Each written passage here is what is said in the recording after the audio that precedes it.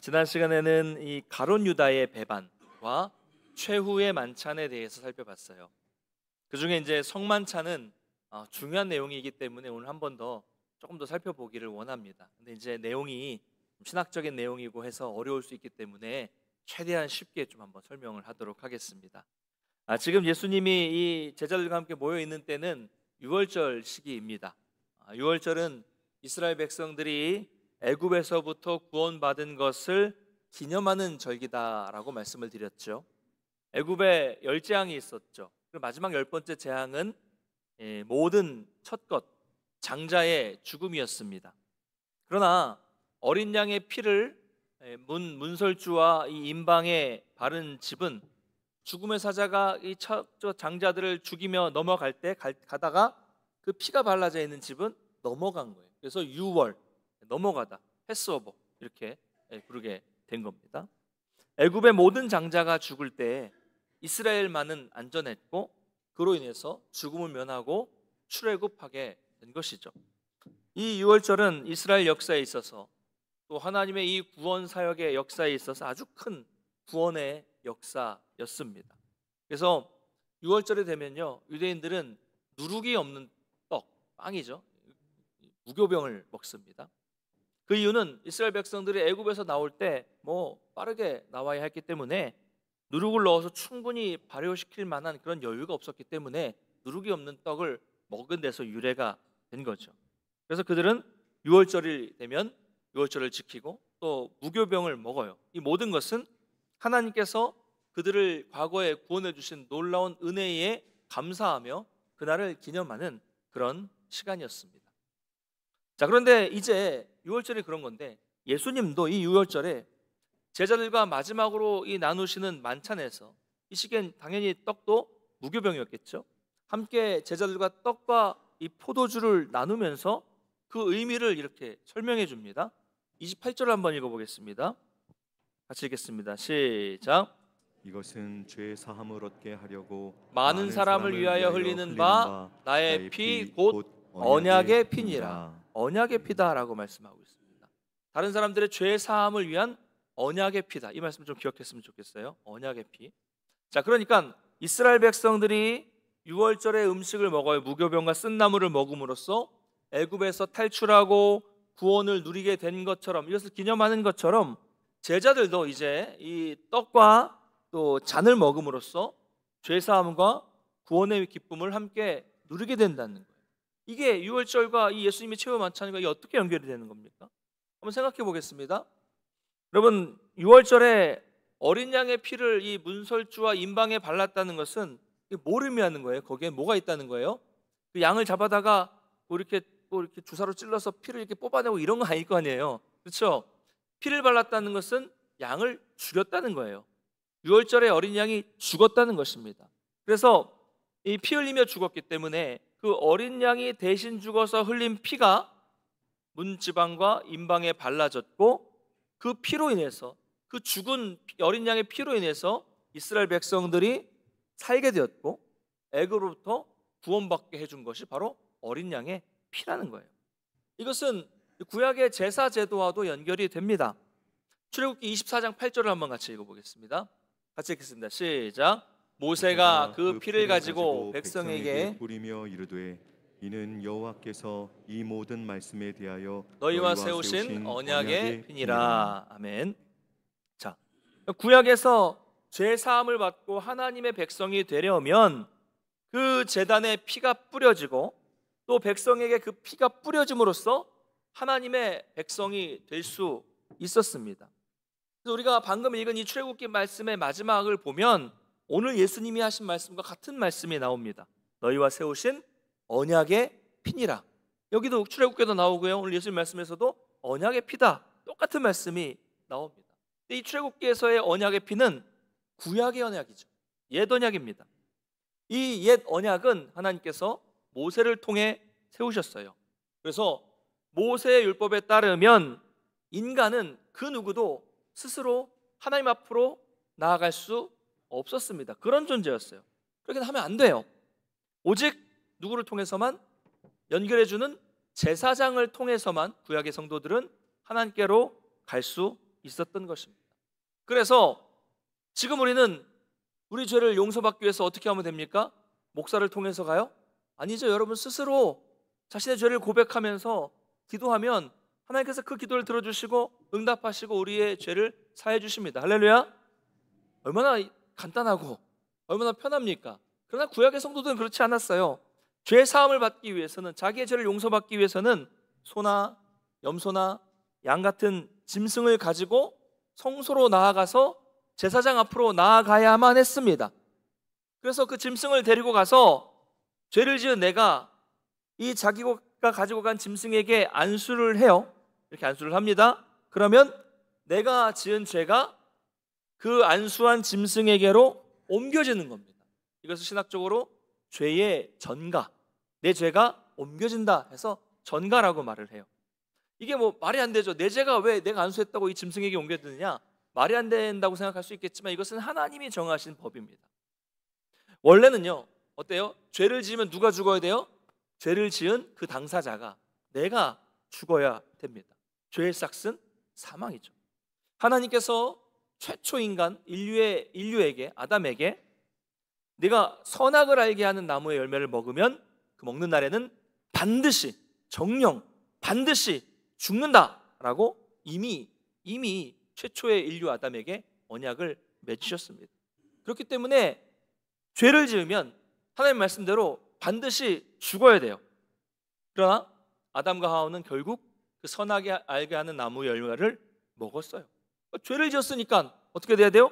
죽어야 돼요. 죽어야 됩니다. 그러나 사랑의 하나님은 그들의 육체적인 죽음을 바로 죽게 하지 않으시고 연기하셨습니다. 연기하셨고요. 이걸 유보라고 얘기하는데요. 대신 육체적인 죽음은 연기해 주셨지만 그들을 에덴 동산에서 쫓아내셨고 다시는 하나님께로 스스로 나아갈 수 없게끔 만드셨어요. 그전에는 그들이 에덴 동산에 있었을 때는 하나님과 교제하며 평생 하나님과 교제하는 그런 삶을 살 수 있었지만 죄를 지었기 때문에 죄를 지은 이후에는 쫓겨났고 다시는 스스로 하나님 앞에 나아갈 수 없는 존재가 인간이 된 것입니다. 여러분, 이것은 어떻게 보면 육체적인 죽음보다 더 무서운 영적인 죽음이죠. 하나님과의 완전한 단절이에요. 하나님께 나아갈 수 없는 단절이기 때문에 그렇습니다. 자, 나아갈 수 없게 됐는데, 그런데 하나님은 죄로 인해서 하나님께 나아갈 수 없는 존재인 인간에게 다시금 하나님께 나아갈 수 있는 방법을 주셨습니다. 주셨어요. 그래서 지금 설명하고 있는 제사제도죠. 이 제사를 통해서 하나님께 나아갈 수 있었어요. 그래서 지금 내가 가져간 짐승에게 안수를 하면 내 죄가 그 짐승에게로 옮겨집니다. 그러면 원래는 내 죄 때문에 내가 죽어야 되는데 이 내 죄를 이 짐승이 대신 짊어졌기 때문에 그 대신 짊어진 어린 양이 피를 흘리면서 그 내 죄 때문에 죽게 되는 거예요. 제사장은 그 짐승의 피를 찍어서 제단 뿔에 바릅니다. 이것이 바로 속죄의 피예요. 자, 이렇게 제사에서 짐승의 피를 이렇게 발라서 우리가 속죄되는 것과 그리고 유월절 어린 양의 피를 문설주와 임방에 바르는 것, 공통되는 특성이죠. 제사에서 피를 바르는 것과 유월절에 문지방과 임방에 피를 발라서 죽음이 넘어가는 것, 우리 죄를 넘어가시는 것, 똑같은 의미를 가지고 있습니다. 여러분, 그러면 이 제사를 통해서 내가 가지고 간 짐승이 내 죄 때문에, 내가 지은 죄 때문에 대신 피를 흘리며 울면서 끔찍하게 죽는 모습을 보는 나는 그걸 보면서 무슨 생각을 할 수 있을까요? 두 가지 생각을 하겠죠. 첫째는 원래 죄가 때문에 내가 죽어야 되는데 저 짐승이, 아무 죄가 없는 저 짐승이 나 대신 죽는구나. 야, 하나님은 나를 이렇게까지 생각하시고 내가 죽어야 되는데 저 짐승이 죽는 걸 보시고 나를 살려주시는구나. 하나님의 사랑은 정말 크다라는 것을 깨닫게 되는 것입니다. 폭염인지 비가 오는지 뭐 하여튼 뭐 오는 것 같아요. 그렇죠? 둘째는 뭘 깨닫습니까? 죄라는 것은 저렇게 피를 흘리며 죽어야 되는 끔찍한 것이구나, 무서운 것이구나. 다시는 내가 저런 죄를 지어서는 안 되겠다라는 것을 깨닫게 되는 거예요. 여러분, 짐승이 죽는 거 보셨습니까? 저는 뭐 생각만 해도 끔찍한데요. 그 정말 끔찍한 일이에요. 그 죽음을 보면서 이런 두 가지를 깨닫게 되는 거예요. 다시는 죄를 지어서는 안 되겠구나. 하나님 사랑이 크시구나. 자, 그러면 그렇게 속죄 제사를 지내고 그 끔찍한 모습을 본 사람은 집으로 돌아가서 그 다음에 평생 죄를 안 짓겠죠? 네. 그렇게 끔찍한 일을 겪었지만 얼마 지나지 않아서 또 죄를 짓게 됩니다. 그게 인간이죠. 그러면 여러분, 평생 짐승이 얼마나 필요하겠습니까? 여러분 자신을 한번 생각해 보십시오. 여러분이 구약시대에 태어나셨다면 평생 짐승이 몇 마리가 필요할 것 같아요? 한 마리면 족하십니까? 엄청나게 많겠죠. 그러므로 구약의 제사 제도는 불완전합니다. 옛 언약은 완전하지 않아요. 그래서 매년 반복해서 제사를 드려야 합니다. 우리 죄가 얼마나 많습니까? 계속 반복해요. 반복해야 되기 때문에 불완전한 겁니다. 그러므로 불완전한 구약의 제사와 다르게 단번에 한 번으로 영원히 구원할 수 있는 예수님이 유월절의 어린 양으로 제물로 오신 것입니다. 그래서 이제는 더 이상 소와 양이나 염소가 필요하지 않아요. 교회에서 소를 잡지 않아요. 양을 잡지 않아요. 그런 피와 배설물, 냄새가 흐르는 곳이 교회가 아닙니다. 이제는 더 이상 매년 지은 죄를 회개하면서 짐승을 죽이지 않아도 됩니다. 왜요? 예수님이 한 번에 제물로 죽으셔서 모든 것은 끝났기 때문에 그렇습니다. 우리 예수님께서 우리 죄를 위해서 십자가에 달려 돌아가셨다는 것, 그 예수 그리스도를 믿는 믿음만 있으면 저와 여러분의 그 모든 죄, 매일 반복되는 것이 아니라 그 한 번으로 인해서 저와 여러분의 과거의 죄와 현재의 죄와 미래에 짓게 되는 그 모든 죄, 우리가 생각하는 가장 극악한, 가장 심각한 죄라고 할지라도 그 예수 그리스도의 보혈의 능력으로 완전히 씻겨지고 구원받을 수 있다는 사실을 여러분 믿으시길 바랍니다. 할렐루야. 한 번으로 끝났어요. 그분을 믿기만 하면 돼요. 완전한 겁니다. 바로 이것이 복음이고 우리 예수님께서 이루신 새 언약인 것입니다. 그러므로 새 언약 안에서, 우리가 이 새 언약 안에서 예수님이 주시는 생명의 떡을 받아 먹으면 영원한 만족을 누리게 되는 것입니다. 더 이상 배고프지 않아요. 또 우리가 이 새 언약 안에서 예수님이 주시는 생명의 잔을 마실 때 우리 세상에 주는 음료는 목마르지만 우리는 영원히 목마르지 않는 복을 누리게 되는 것입니다. 요한복음 6장 48절부터 51절을 한번 같이 읽어보겠습니다. 같이 읽겠습니다. 시작. 내가 곧 생명의 떡이니라. 너희 조상들은 광야에서 만나를 먹었어도 죽었거니와 이는 하늘에서 내려오는 떡이니 사람으로 하여금 먹고 죽지 아니하게 하는 것이니라. 나는 하늘에서 내려온 살아있는 떡이니 사람이 이 떡을 먹으면 영생하리라. 내가 줄 떡은 곧 세상의 생명을 위한 내 살이니라 하시니라. 아멘. 여러분, 세상의 그 어떤 것도 우리를 만족시킬 수 없지만 주 예수 그리스도는 우리의 모든 것을 영원히 만족시켜 주시는 유일한 길이라는 것을 여러분 믿으시길 바랍니다. 잘 따라오셨습니다. 그렇지? 자, 그렇다면 이제 좀 다른 이야기인데요. 왜 예수님은 살과 피를 먹는다라고 이렇게 표현하셨을까요? 표현이 좀 여러분 이상하지 않습니까? 살을 먹는다, 피를 마신다. 여러분, 아니, 저만 이상한 겁니까? 끔찍하지 않으세요? 그래서 실제로 초대교회 때는요, 교회 밖에 있는 사람들, 비기독교인들이 기독교를 뭐라고 얘기했냐면 저 종교는 신풍습이 있는 종교다, 이렇게 실제로 오해를 했습니다. 이와 비슷하게 또 초대교회 때는 우리가 그리스도인들이 서로를 한 형제다, 형제님, 자매님 이렇게 부르잖아요. 그러니까 비기독교인들이 볼 때 저 그리스도인들은 다 근친상간을 하는, 가족들끼리 결혼하고 사는 사람들이구나 라는 오해가 실제로 있었어요.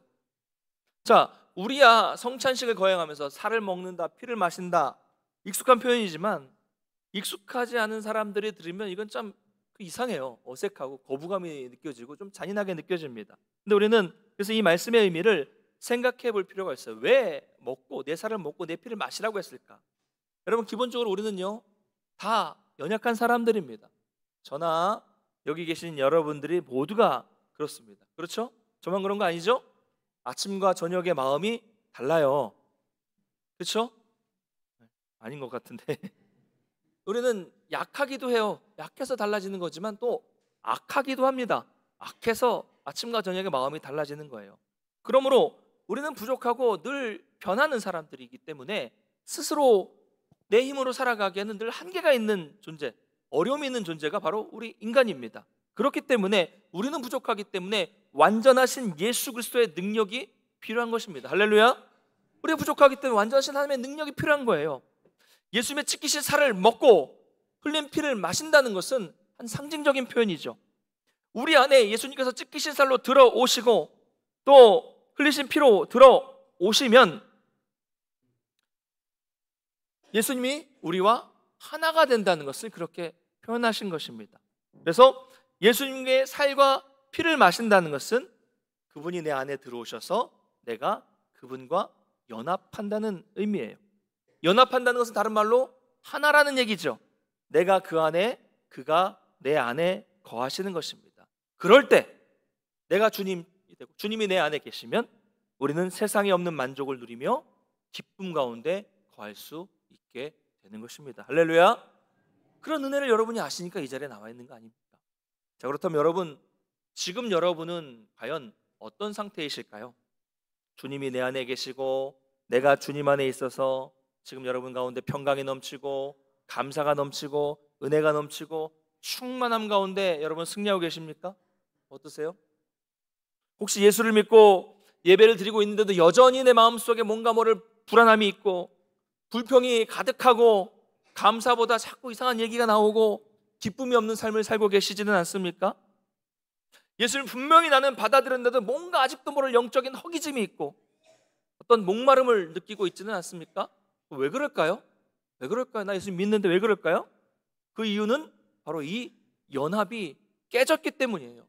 내 속에 있는 죄 때문에, 이 탐욕 때문에 성령님의 인도하심을 무시하고 예수님과 점점 멀어져서 떨어져 있기 때문입니다. 다른 말로 성령 충만하지 못하기 때문에 우리가 그렇게 되는 것입니다. 여러분, 예수님을 우리 안에 모셔야 됩니다. 예수님 우리 안에 계셔야 돼요. 그래야 부족하지만 그 부족한 우리가 완전하신 주님의 능력을 힘입어서 넉넉히 승리할 수 있는 것입니다. 이런 은혜를 경험하시기를 간절히 축복합니다. 이렇게 해서 이제 6월절 식사가 다 끝났어요. 그리고 나서 예수님이 이제 제자들과 함께 감람산으로 가십니다. 가시는 길에 예수님은 이렇게 예고하세요. 너희들이 오늘 밤에 다 예수님을 부인할 것이다 라고 말씀하십니다. 본문을 보시면 예수님이 베드로에게만 그렇게 말씀하신 것이 아니라 제자들 모두에게 다 그렇게 말씀하셨다는 것을 발견할 수가 있습니다. 그러자 가장 성격이 급한 베드로가 제일 먼저 반응을 합니다. 무슨 소리입니까? 다른 사람들은 모두 주님을 버릴지라도 저는 절대로 주님을 버리지 않겠습니다. 이렇게 말을 해요. 이 베드로다운 말이죠. 이 말에, 이 베드로의 말을 보면 뭔지 모를 이 억울함, 나는 그렇게 생각하지 않는데 주님 왜 그러실까라는 억울함, 그리고 황당함, 이런 어조가 들어가 있고요. 저는 이 말씀 묵상하면서 막 이 성격답게 막 방방 뛰면서 막 절대 아니다라고 말하는 이 베드로의 모습이 막 상상이 되기도 했습니다. 그러자 예수님은 베드로의 이런 말에 아랑곳하지 않으셔서 또다시 말씀하십니다. 오늘 밤 닭 울기 전에 내가 3번 나를 부인할 것이다. 그러자 베드로는 더 강력하게 말합니다. 35절인데요. 한번 같이 읽어볼까요? 같이 읽겠습니다. 시작. 베드로가 이르되 내가 주와 함께 죽을지언정 주를 부인하지 않겠나이다 하고 모든 제자도 그와 같이 말하니라. 아멘. 뭐라고 말합니까? 제가 주님과 같이 죽으면 죽었지 절대로 저는 주님을 부인하지 않겠습니다 라고 아주 강력한 어조로 말하는 거예요.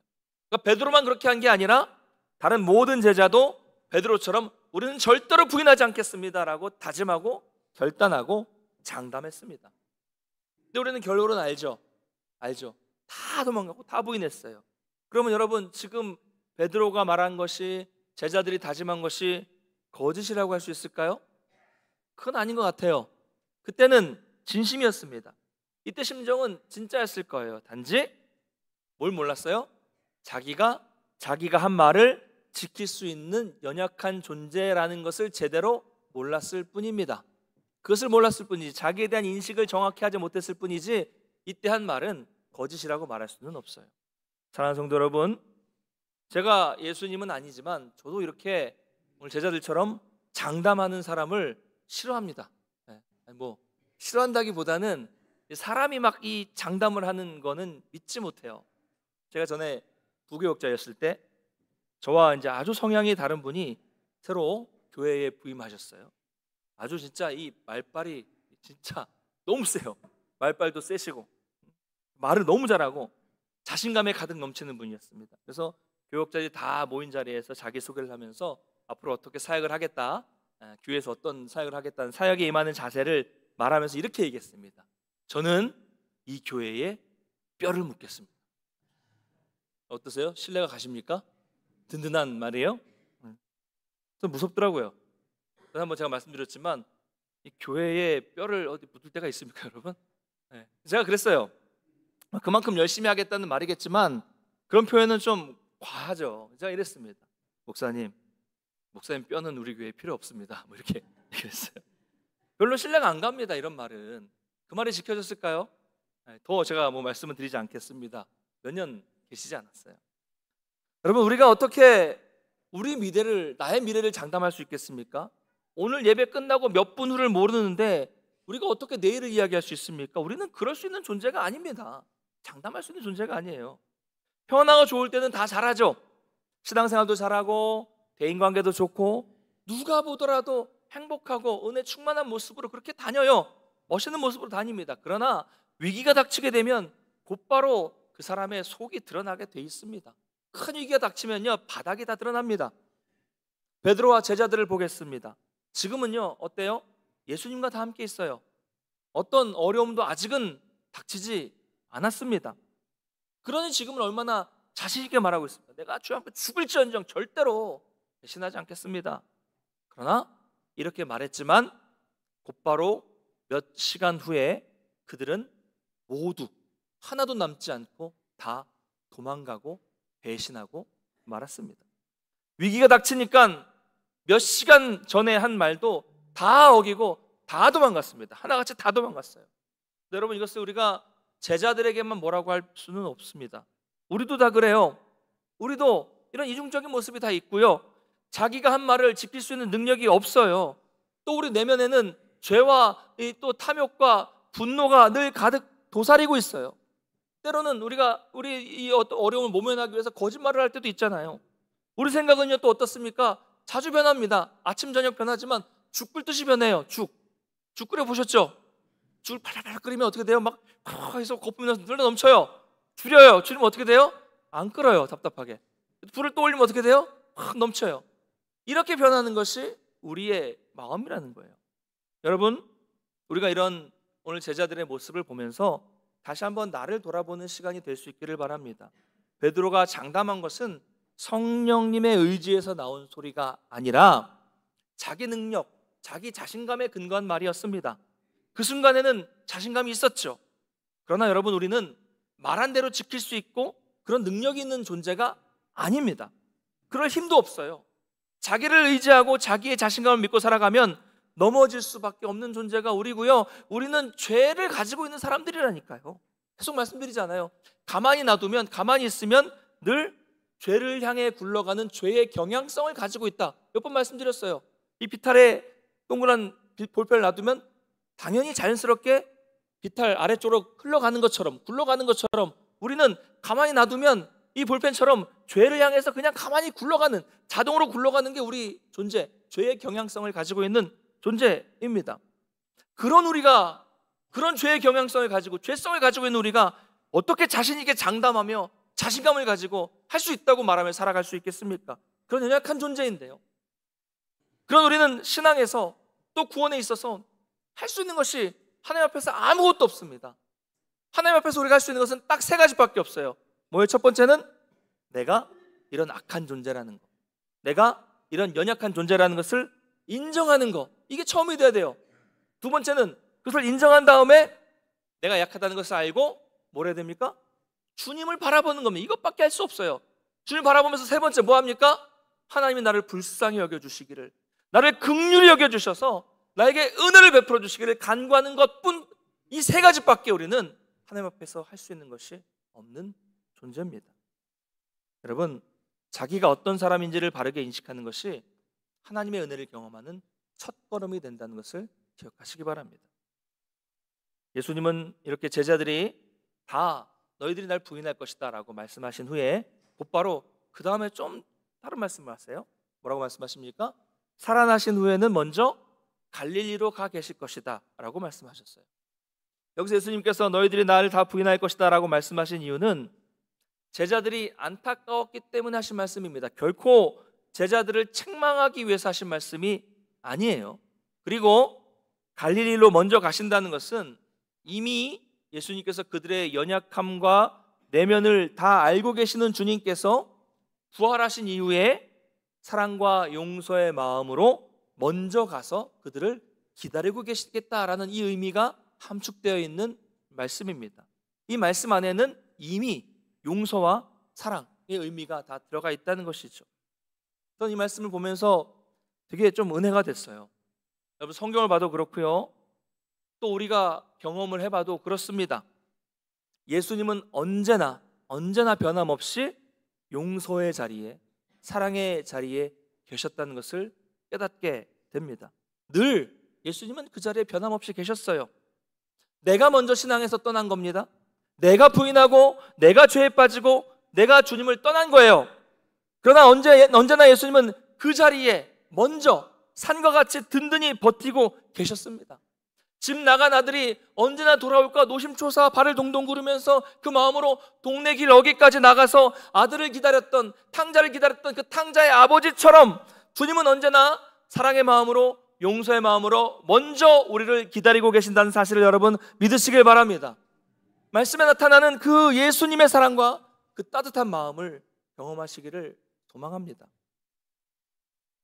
내가 이렇게 연약한 사람이라는 것, 내가 이렇게 부족한 사람이라는 것, 내가 이렇게 죄 많은 사람이라는 것을 너무 잘 아시면서도 주님은 나를 사랑해 주셨고 지금도 사랑하시고 계시고 지금도 여러분을 기다리십니다.